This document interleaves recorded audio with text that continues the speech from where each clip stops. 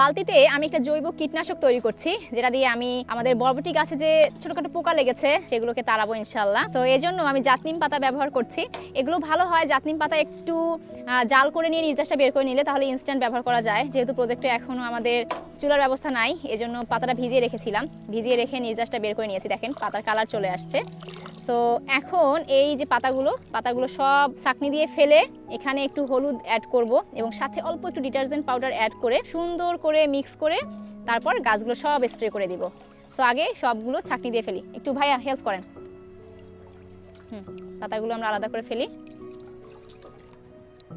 এখন এই পানিগুলো ছাঁকনি দিয়ে নিব, কারণ যেহেতু স্প্রে করব, ভালো মতো ছাঁকনি দিয়ে নিতে হবে যেন পাতা না থাকে, তাহলে ছাঁকনির স্প্রেয়ারের মুখ একদম আটকে যাবে। তারপর এই বালতিতে মোটামুটি 7 লিটারের মতো পানি আছে। সো হলুদ আমি এমন আন্দাজে দিব যে প্রতি লিটারে যেন 2 চামচের মতো করে যায়। সো আমি ওইভাবেই দিচ্ছি।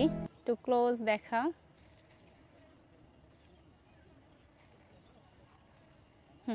আই থিঙ্ক এটা হয়ে যাবে। এবং অল্প করে দিয়ে দিচ্ছি একটু ডিটারজেন্ট পাউডার।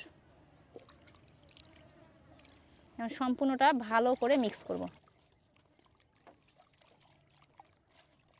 সো আমরা যেহেতু অনেক সিম লাগিয়েছি, এই জন্য এইভাবে স্প্রে করছি। অনেক সিম বলতে পুকুর পাড়ে মাশাআল্লাহ আমার অনেক সিম হয়েছে, করলা, তারপর শসা, সবগুলোতে দিচ্ছি।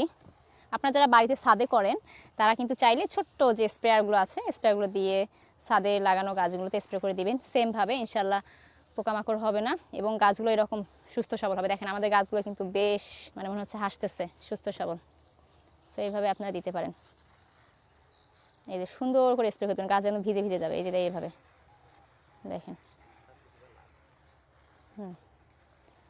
সো সেমভাবে স্প্রে করলে ইনশাআল্লাহ আপনাদের ফলন ভালো হবে, গাছগুলো ভালো থাকবে। আর এরকম আরও জৈব কীটনাশকের ভিডিও আপনারা পাবেন ইনশাআল্লাহ, শেয়ার করবো আপনাদের সাথে।